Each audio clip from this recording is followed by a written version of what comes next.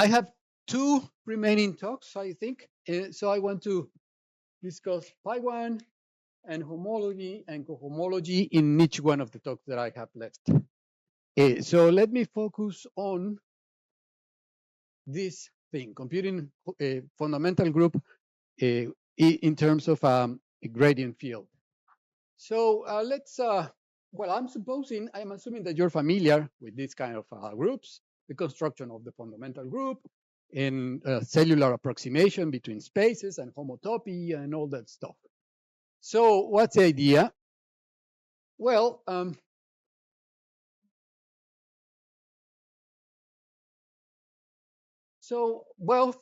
fundamental group was introduced by essentially by Poincaré, and there is a standard way to understand how to compute the fundamental group. So suppose one has, again, cellular complex. So it is made of points, 1 cell, 2 cells, and so on. And I want to understand the fundamental group of this thing. So the first thing to notice is that it suffices to consider the 2 skeletons to compute the fundamental group, because if you are 3-dimensional cells, you're only modifying the second homotopy group, but not the first one, and so on. So it's only a matter of understanding, playing with this guy. But, well, and then, of course, one has the 1 skeleton, namely this consists of vertices and then some arcs, edges in between the vertices. There is also X0. X0 is just a bunch of, it's a discrete space of consisting of a bunch of points. All right, now this is easy to understand. This is discrete. And this is essentially a graph. Namely, you had some point, and then you are attaching some cells, something like that, and you get a graph. Understanding up to homotopy a graph is really very simple. The only thing that you have to do is, okay, so suppose you had some vertices in the graph, and if the graph is a tree, if it doesn't have any cycles, the tree just can collapse. Because there's a way, just fix a root for the tree and the rest is just collapsing. But as soon as you see some additional edges, well, you will have some information. So what you can do here is just fix a tree. If this is your skeleton of dimension 1, you can fix a tree and say, for instance, we have then this. I'm going to suppose that the graph is simple. There are no loops.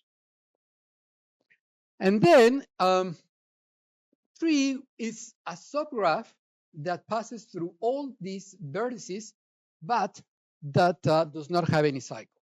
So for instance, I choose this one, and then I choose this one. It doesn't make sense to choose this one because I already visited this guy, and besides I would be putting a cycle. Then I can go this way, then I can go this way, and then say I go this way, and then I go this way. There you have a tree. And this tree can be collapsed. For instance, this guy can be pushed this way, and this way, and then collapsing this and collapsing this. So it doesn't have any information, but then there are a few cells that are additional, like this one, and like this one. And when you collapse the whole tree, the only thing that remains are the external edges. So up to homotopy, this is a wedge. So it's a union, it's a bouquet of circles. It's a union of circles in a point. All right, now I understood this thing. Then you would have to understand X2. And then you have some cells, like this one, that you have to map this somewhere in your 1 skeleton. And essentially you have a circle that is mapped, say you fix this base point, and you have to, maybe it wraps around this thing. But it may touch some of the edges of the tree and may touch also some of the edges of outside the tree. And when you collapse the tree, essentially the attaching map would look like, well, you have a map from S1 into here that is sometimes rounding, winding around one of the circles, or maybe half a circle and then coming back, and so on. And it's quite easy. The homotopy classes of maps from here to here can just be understood as a sort of direct sum of z's. It depends on how many times it. It depends on the word. It's not free.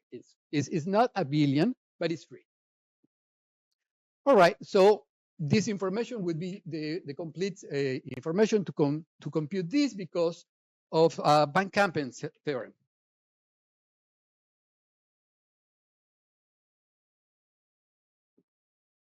Cipher Van Kampen theorem that tells you that as soon as you put one of the cups, one of the two cells, what you're doing to this free group, the fundamental group of this is quite easy to see that it is free on the number of summands. This fundamental group, each time that you put one of these two cells, you're essentially putting a relationship. A word, the boundary can be expressed as a word in this free group, and that is essentially trivial. And you're dividing by the normal subgroup generated by these words, and this gives you a way to compute this guy. So there's a presentation in terms of some generators and some relations. You only have to work this out. Well, now what happens if this is fine, but again, supposing that X is very large, that might not be a very pleasant thing to do. And then, well, suppose that X comes equipped with a gradient field B, as before. So I want to do the same thing, but making use of this field to simplify the number of critical things, of generators and relations. So there is a way to cut down the number of generators and the number of relations. So here's how you would do. Again, I suppose that X is suppose it's a regular complex. B is gradient field. And then, well, let's see. Suppose Xn, as before, is the n skeleton.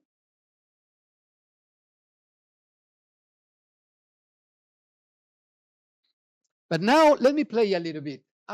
Let me just use the Hasse diagram that I was using before. So suppose this is the level of the n cells. And the n skeleton, what I'm doing is just forgetting about this, just keeping these cells down from n down to 0. Now, let me define another guy, xn. Well, let me use a subindex n prime. Well, think of this gradient field as something of this form. Some cells, this is supposed to be the Hasse diagram. It has a lot of arrows going down, exhibiting immediate phases of higher cells. But there it has some directed edges that go up, which are just saying that this cell is paired with this cell. Okay, so this is supposed to be one of those pairs. This guy is paired with this guy is paired with this guy, and so on. Now, what I want to do here is consider a piece of the n skeleton, but now I'm going to be forgetting about this type of, so I forget about the redundant cells. So yeah, exactly. So I forget about this. So I make a hole here. First of all, I forget about this. I remember there was a cell pair like that, and I only keep those which are collapsible. I forget about the ones that are redundant, and I also keep the ones that are critical, right? So I only getting this and this type of cells, critical, collapsible, but I just remove these top dimensional cells in the skeleton. I simply do not put them. And then there's another version of this where besides removing redundant cells, I'm going to remove critical cells. So in here, the picture would look like this. I keep this one, but I forget about this if it is critical, and I forget about this if it is paired to somewhere over here. This starts looking like una partitura. I don't know the name in English. It's like musical notes. How? Sheet? Okay. Okay, so I get these guys. Now, it turns out that the main theorem in discrete Morse theory can be proved actually very simple in terms of this guy. So this is why I introduced them. I'm going to be a little bit more specific in a moment. But first of all, notice that one has this sequence of spaces. Then you would have x minus 1 prime. And then, well, in the middle is the whole skeleton. It was x minus 1 prime, and so on. Now, the first observation is that what's the difference between these two guys? There is an essential difference between these two guys, because this is pretty much when we were in the first talk, when you pass some critical point, the topology of this guy is completely different from the topology of this guy because you just added one additional cell. Here is basically the same. Namely, this guy looks like this. It doesn't have this one, but it has this one, and it has this one. And then when you assemble this one, you've made this hole here. You forget about that. And so the only difference between this and this is that this is a complex, and you only need to attach these critical cells, these additional cells that you already passed some critical cell, and you have to put it. All right? So this guy is the same as, by definition, the previous one plus a bunch of critical cells. You have to be attaching some addition, putting them back, because I already removed them when forming this guy. So there is a difference between this space, namely this space, and this. There might be some difference, depending if they are really critical in the sense of changing the homotopy type. However, the difference between, here is an inclusion, and this is prime. The difference between this and this is really, you can just forget about it. There is no difference. In fact, observation, xn plus 1 double prime, deformation retracts into xn prime. Let me tell you what that is, at least how you see such an expression. So let's say here is n plus 1, here is n. So how does this guy look like?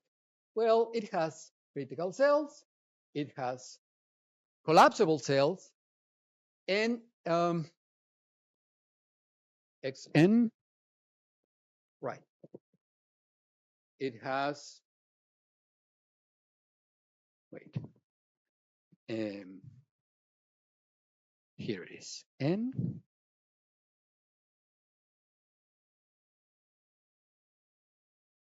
Now I'm confused. Xn plus 1 double prime redundant. You remove redundant. So double prime, you remove redundant. Yeah, I have removed these ones. And I also removed the critical ones. So this is this one. So let me say it here. And let me just make a picture of this one in here. Here, if this is level n, n plus 1, and n minus 1, and I'm comparing like this, here, I'm comparing this with this. So this guy has everything here. It has the critical, oh my God, this guy, xn, xn minus 1 prime. No, this guy is this one, over prime.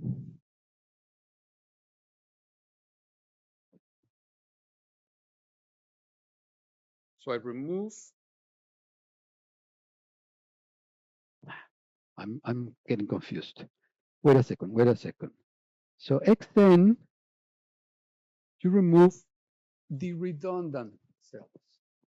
So you remove here, you remove this guy. This is redundant. But it does have the critical ones, this guy. But I don't want that. I want this one. So now I go, let me just keep on this picture and look at the next one. This would be xn plus 1 double prime. So this is the picture of this guy. I just removed the redundant ones. And in the next one, I have here n plus 1, like this. But I remove the ones that are redundant. And I remove also the critical ones. But I keep these guys. That's it. So what's the difference? Xn prime.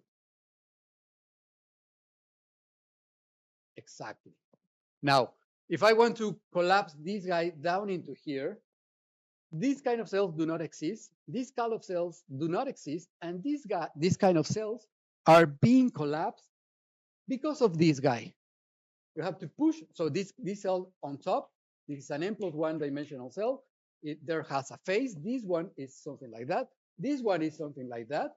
And the point is that you can push in this side and deform this into this.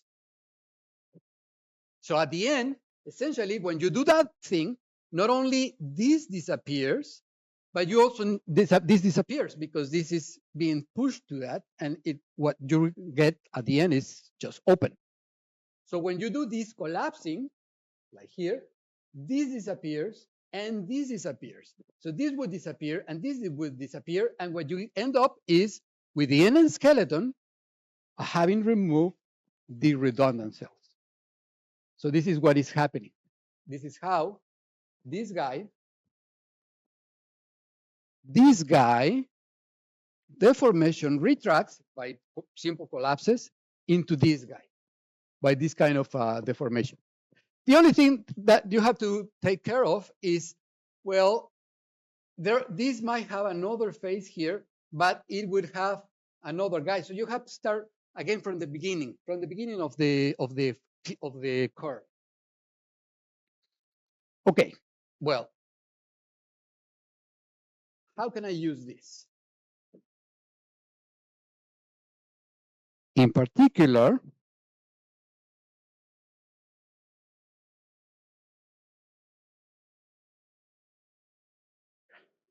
one corollary says, well, suppose that M is the maximal of the dimensions of cells so that sigma is critical. Then, under these conditions, the whole complex would deform back into X prime. Because you start right on the top, the largest possible dimension. Critical cells appear here. So on the top dimension, you would have only either critical, but I'm supposing that this is small with respect to the top dimensional. So nothing is critical. Nothing can go up because this is the top dimension. So all of the cells here will be collapsible. So you collapse them, and when you collapse this appears also because you're pushing, like in this picture, in this I-type picture, you're collapsing like that. This disappears, and what you get is open. So you remove this, this is being removed. Again, remove this is being removed. And once you do that, all the cells here were collapsible, and everything disappears. So you've deformed X into X top minus 1 prime. Now, you can keep on doing this. If this is dimension top minus 1, well, you've removed all the redundant cells. You only get other cells which are either collapsible or they are critical. If you're still not getting the maximal dimension of critical cells, then all of the cells are collapsible. And again, you start pushing and pushing and pushing to get rid of this with this, this with this, this with this, this with this. There is nothing else there because no critical cells remaining here, and I've already taken care of all the redundant cells. So now this goes down to x double prime top minus 1. Sorry, this goes to down to prime because there are no critical cells in here. If there are no critical cells, I really remove them, and I remove the collapsible ones. This is this definition. So all this, you keep repeating this until you get at some dimension in which you do have critical cells and collapsible cells. In that moment, all these guys will be getting into that dimension. And you cannot do this again, the process, because of these critical cells. You will need to remove them in order to keep pushing things back. But at that moment, you will have that at least if this is the highest dimension possible, then this is the homotopy type of this guy only depends on the homotopy type of this space. The one of dimension m, but removing all of the cells that are redundant. Those can be collapsed. All right, this is one conclusion. And the other, which is the main result, is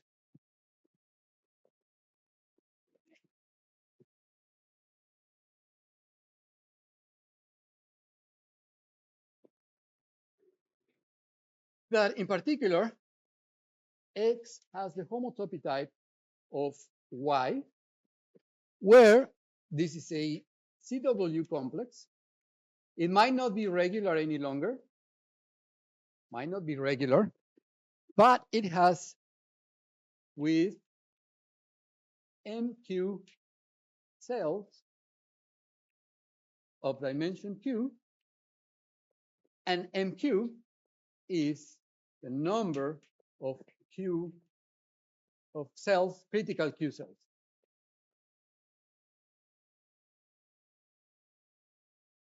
Namely, each time that you make this process of deforming, once you have some critical cells, well, you have to remove them, but remember that they are there. Once you remove them, then you can collapse to the next level what is left. After collapsing these cells just stretch a little bit, and you get to the next level. In the next level, there might be a few critical cells, plus the ones that are already being stretched. And then remove these first stretch cells, remove the new ones, the rest deformation retracts into the next level, and the second round cells just gets a little bit stretched, and the first round cells also get a little bit.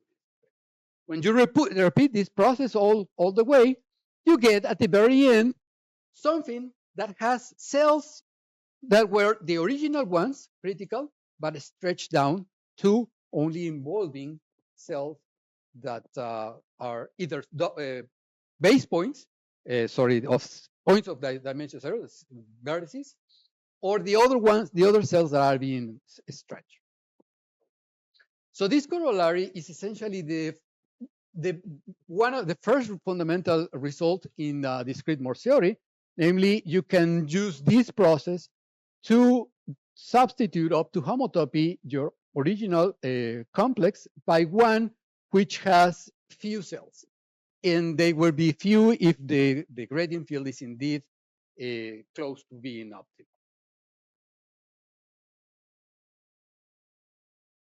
All right, now.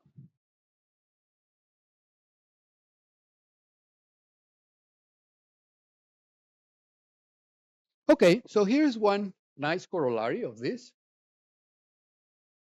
So look at the inclusion of xn prime inside X. And this is an n equivalence.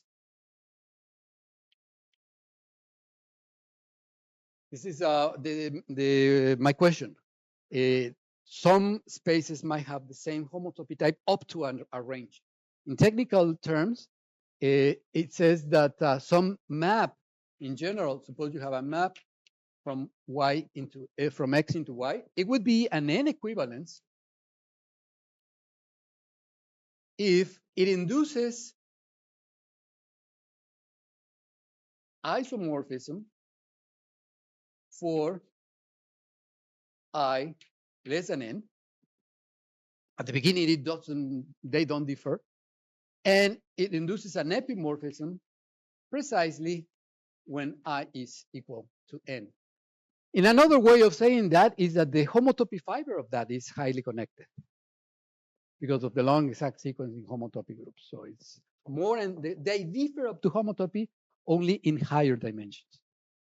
So my point is that this is, and this is quite very simple to see once I've done the previous stuff, that these guys are homotopy, are n equivalences, n homotopy equivalences. Namely, they satisfy that condition. And to see that, it's quite simple. For instance, consider this diagram.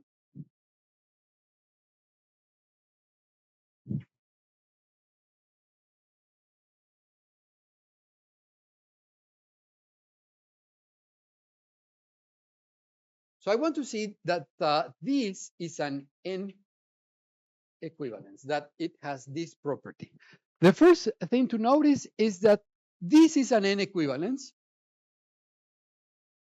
just because of a homotopy approximation, namely the nth skeleton homotopy classes of maps from the n skeleton to x. This induces an xn inside x. Now I can apply the functor Sm into this thing. So Sm into Xn, mapping into Sm into X. And I want to see, this is essentially the M homotopy group. So I want to see that this is an isomorphism or an epimorphism. So for instance, to see that it is an epimorphism when M is less than or equal to N, well, take the homotopy class of any map like that. And since M is at most N, this map can be deformed into the N skeleton. This is a general result in homotopy theory. That means that essentially you get a mapping here that makes this diagram commutative. And this is precisely saying that this is an epimorphism. If you have a homotopy class in here, it comes from here. So now, to see that it is actually injective, you have to actually put something else. Namely, now suppose you have an element in here that maps trivial into here. Namely, this composite is trivial. So suppose this happens. And I want to see that on the nose, this was homotopy trivial. But if this is homotopy trivial, it's because there is a homotopy mapping into here. That, when you restrict to Sm cross 0, gives you this. But this space is of dimension n plus 1, which is at most n, and therefore can be deformed back into X. So this whole homotopy can be deformed into a homotopy here, essentially without altering the start and saying that this is already null homotopic via this homotopy, but deformed. So it is in general true that the n skeleton of a complex included into the complex is an n equivalent. And using this sort of elementary fact, I want to show that this is also an n equivalence, an m equivalence. This is an n equivalence. So suppose you have a homotopy class alpha here in dimension Pm of X with m at most n. So here is a homotopy class, and I want to see that it has a pre-image in here. Sorry, in here. I want to see it has a pre-image in here. All right, so here is alpha. This is indeed a homotopy equivalence, therefore it has a pre-image. So this is the type of diagram chasing argument. So here, just because of this is the whole skeleton, it does have a pre-image. But then this guy can be pushed into here. And because of this triangle is commutative, then this guy maps into here. All right. But then now what do I know about this inclusion? Nothing, but what do I know about this inclusion? Xm prime into xm plus 1 double prime. This is the one that doesn't have critical things on the dimension m plus 1, neither do the ones that go to the top. It only has the ones that are collapsible. And this is the guy that collapses to the previous level with one single x. In other words, this, from here to here, this is an equivalent. And therefore, this class has a pre-image all the way down into here. I'm not saying that this class goes through here. It might just hit another element, but it then, at the end, it does map into here. And this is all that I wanted, because then if I want to see that this maps into here, well, the whole diagram is commutative. So this class maps into here, and this went into here. So at the end, you have a pre-image. So this at least has the property that it induces in homotopy groups up with this condition a surjective map. So, okay, now what about if I want to do the same thing for checking that I want to check that now this is injective and therefore will be an isomorphism when in dimensions m strictly less than n. So let me erase now this chasing diagram. Well, let me make another one better.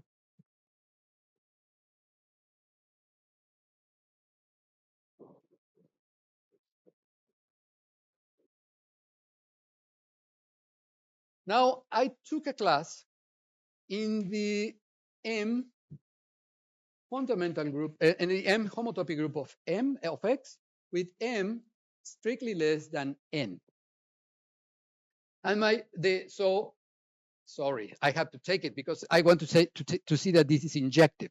So let's take a class in here in Xm prime with this condition. So here is my class with which I started with. I'm just putting a mark where I started.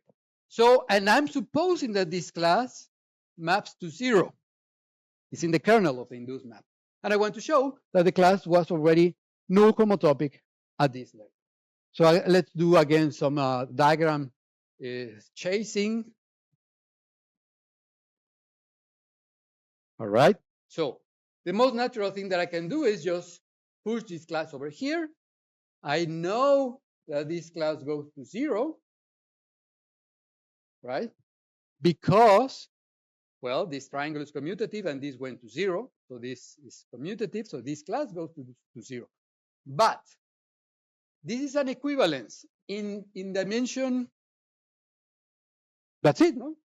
This is an n equivalence, and in dimension m, which is strictly smaller than n, this is in isomorphism. So this class being mapped to 0 implies that this class is 0 here. So already I know this is 0, but I don't know about this guy yet. But the other thing that I can do, so now this is not a point, this is a 0. And then this 0, of course, goes to 0. And then I have this class mapping to 0 under a homotopy equivalence, because this is collapsing down into this. So this is, in particular, a homotopy equivalence. And if this class goes to 0, it had to be 0 from the beginning. So these kind of spaces are really very nice. These spaces are really very nice in the sense that they give approximations, better and better approximations to the original space. Just as a skeleton. But what this teaches us is that some of the cells, namely if I consider in the N skeleton, these kind of cells are redundant. These cells and these cells really do not make anything to the homotopy type, at least for the purposes of getting an N equivalence. Because one is pushed to the N plus 1 and both disappear. So that this is good enough. And this is precisely what makes this process work.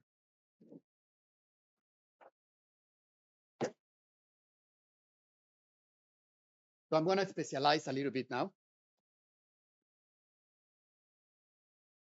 And in particular, if I only care about computing the the fundamental group of my cellular complex, regular set complex, where I have some gradient field, then, well, I could do the same thing for x1, x2 prime.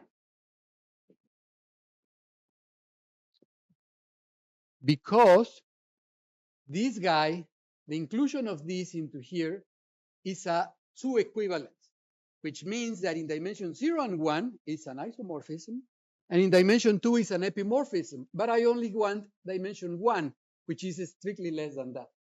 So this is an isomorphism. So instead of computing this, I can compute the fundamental group of xn prime, x2 prime. x2 prime looks like this, 0, 1, 2, and then one has it looks like this, It has critical cells and some collapsible cells and some critical cells. Basically, one has this picture. Some vertices, some can be have a pair. There are no points in here that have a pair because this is the bottom dimension. So there's this kind of cells here which are collapsible. There might be some redundant, there might be some critical stuff, but on top, I am keeping critical stuff, but I'm definitively removing the redundant ones, which are not needed for the purposes of computing pi 1. So this is nothing. So this is the advantage. You can just forget about some of these cells that do not play a role in computing the fundamental group of that thing. Now I can apply Poincaré's method.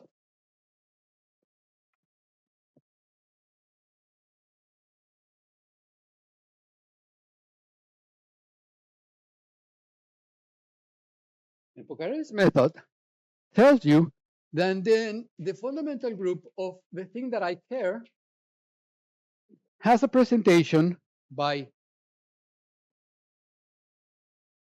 cells of dimension 1 give you generators.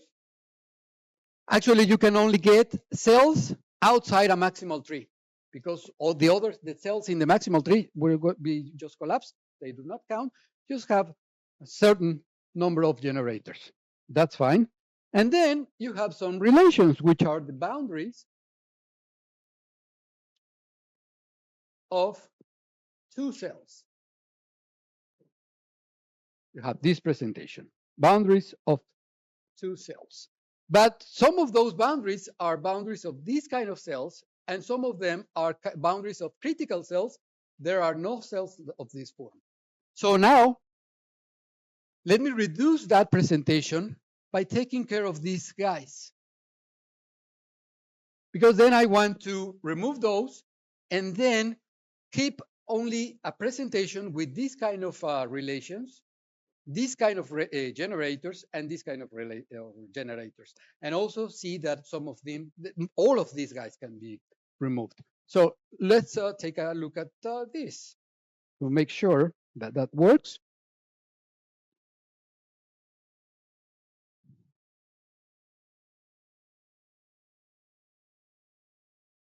All right. So now, look at this. And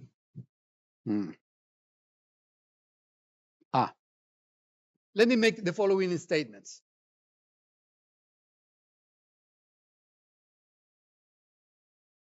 Let's see. Paper Van Kampen. Preparation.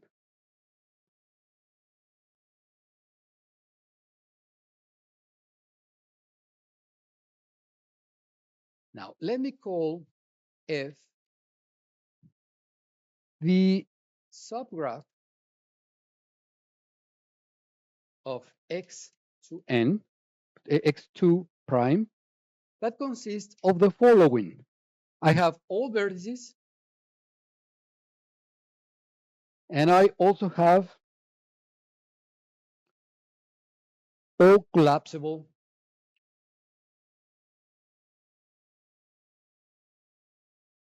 edges. So what is this? I'm putting all the vertices in here, all vertices, and I'm putting these kind of edges. This is an edge, this is an edge, and it is collapsible because of that. So I'm putting all these guys with these guys.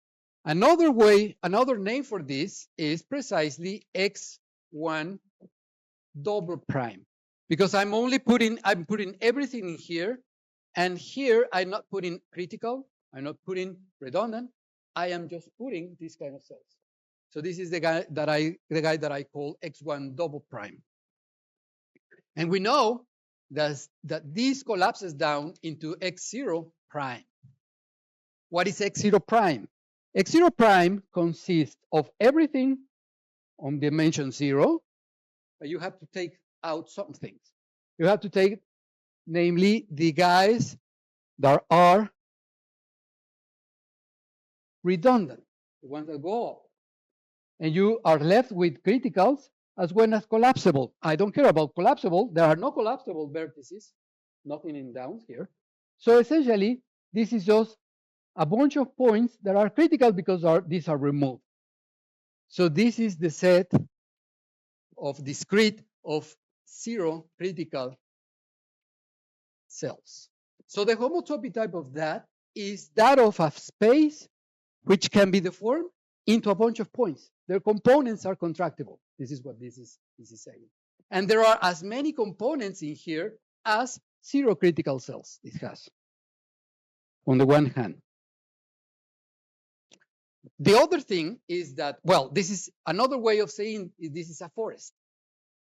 This is why I use the letter F, because it's a graph, and its connected components are contractible. So it's a bunch of trees like that.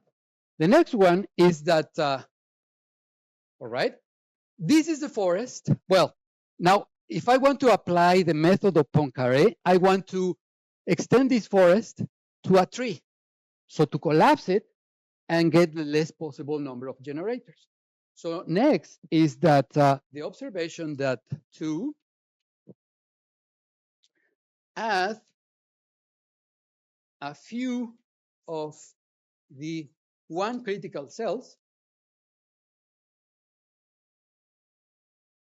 to connect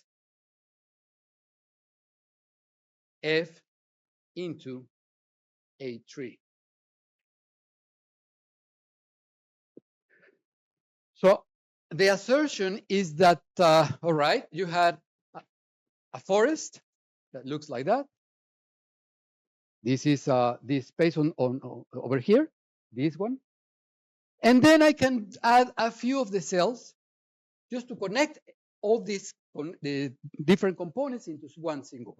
And it is possible because, well, we know that X prime 0, let me just make it right. No, this is taking a look at 1. 1 double prime inside X prime 1 inside X 2, 2. Now, of course, I'm starting with something that is connected because I want to understand the fundamental group. So this guy is connected because it already, well, actually, this is the thing. Let's see.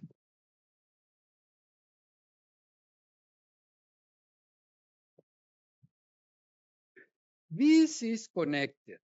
What do I have to add to this in order to get this connected component, this connected space? Well, I have to add cells of dimension 2. For instance, the criticals, the ones that go up, the redundant, and then cells of dimension 3, cells of dimension 4, and so on. But I have to add cells of dimension 2 and higher to get this connected space. So that means that this has to be connected on the nose because I cannot connect anything that is disconnected by adding 2 cells, 3 cells, and so on. So the fact that this is connected tells me that this is connected on the one hand. On the other, this is a homotopy equivalence. We already saw that. And this means that, okay, X1, this is a double prime. x1 prime. This is this space. This is the forest. This is the forest. Now, to the forest, you have to put in all the critical cells. This is what this means. You put all critical cells. Then once you do that, you get something that is connected because this is a homotopy equivalence. So this is connected. So this means that if you put all the critical cells of dimension 1, the only thing that differs these two, you get something connected. But some of these cells, if you put all of them, some of them may be doing this, some of them may be doing that, some of them are not really connecting anything. I don't want to put those because those are not connecting. But essentially, there must be another, some of the critical cells really connecting this guy with this guy. And then this guy with this guy, or this guy with this guy. But definitively, if you put all of the critical cells, you get something connected. So you just choose enough of those cells that connect everything. So now, this tells you that if you add a few of the critical cells, not all of them, but only the ones that connect, you get a tree. A tree, a maximal tree, because this already has everything. You started with something that has all the zero skeleton. F consisted of all vertices. You already have all vertices. So you are only adding the trees and then connecting them. So essentially you have something that is acyclic and that is maximal. It passes through all the vertices. So now you're going to be using this tree for the construction. So this tells us that the fundamental group of the thing that I want to compute is free on some one-dimensional cells, which are either critical or which are collapsible. The redundant cells, critical and redundant.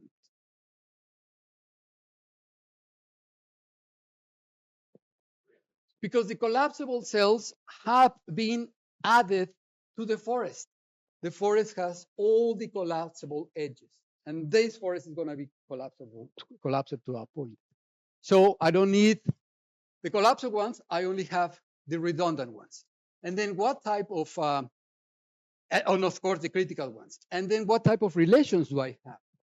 Well, the relations that I have are boundaries, according to Poincaré,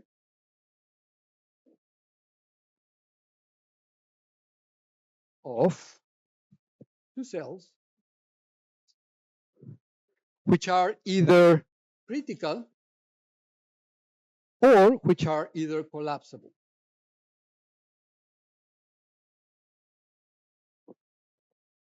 Redundant ones do not exist in here. Those go up.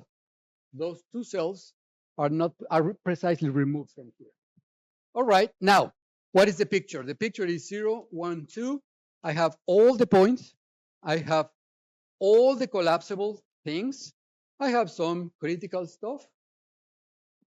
And I have also redundant guys, like this.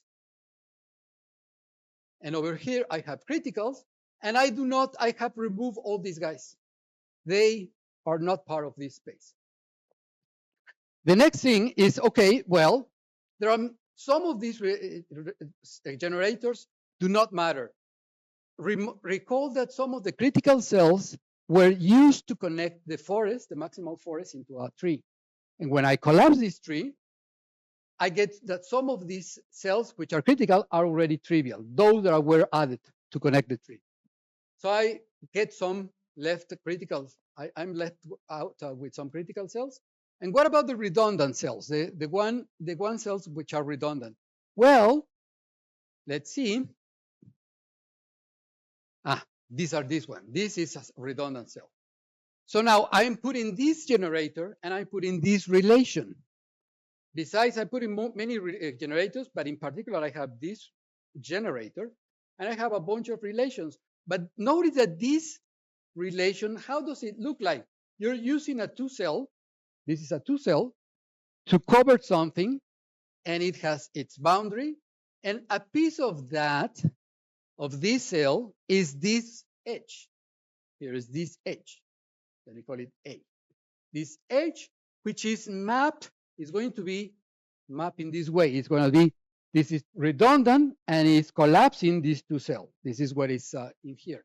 But now, when I do that, this much of this generator essentially maps into this side of the generator. So these kind of relations can be used to substitute this generator by this word. And once you have to do those substitutions in all the other relations. This way, you use this relation to get rid of the relation and get rid of this generator. Because this is being pushed like that, this generator can be written, if it's oriented this way, can be written as this word, whatever this word is. So now, do that in a systematic way, and this tells you that the fundamental group that I want to compute is given in terms of 1 critical cells, not all of them, some of them, and you have to keep on track which one were the critical 1 cells that were used to connect the forest into a tree and then collapse it. But in any way, you get some of the critical edges, and that's it. All the redundant are being used in this way. And then what are the relations? The relations are boundaries of 2 cells. Collapsibles are being used to replace this generator, this redundant generator, in terms of this word. So essentially, these disappear, and you only have 2 critical, 2 cells which are critical. And in the process, you observe that essentially, if you have a word corresponding to a bunch of generators, the ones that are collapsible are going to be part of the tree, and they can be, those generators are ignored. Some of the critical cells of dimension 1 will have to be ignored because some of them are used to connect this forest into a tree. So you have all these guys, all these critical cells that are left. And then what type of relations you have? Well, you have to take the critical cell. So suppose here's 1 critical cell, 2 cell, and look at the boundary relation that it is killing. Some of these parts of where it is mapping into may be collapsible edges. Those are 0 because all of them are part of the maximal tree. Some of them will be critical, and that's okay because those are the generators, except for those that are already being taken into the maximal forest to connect it into a tree. And some others will be collapsible, will be redundant. There are collapsible, critical, and the redundant. The redundant ones, if you have this relation, well, this redundant, it means that this is mapped into another cell, and then this generator is replaced by another word. So essentially, these relations when you get this word, this guy, just the fact that you have this pairing allows you to replace this guy by this word. In other words, you have to start working with the boundaries of 2 cells, which may involve this kind of cells, collapsible, critical, and that. This is ignorable. This is good. And this, whenever you have one of these generators, you're essentially replacing this by another word. This would have also collapsible, ignorable, critical, might be important. And if there is another which is redundant, then this part would have to be, again, collapsed. And this word, this letter, would have to be replaced by this word, and so on. And this is a process that allows you to replace, using this kind of information, these lines, these relations, to replace any word in the generators, which are critical edges, critical, collapsible, or redundant, by something which only involves critical cells. And at the end, you have here, I should have to put here the reduced form of the boundaries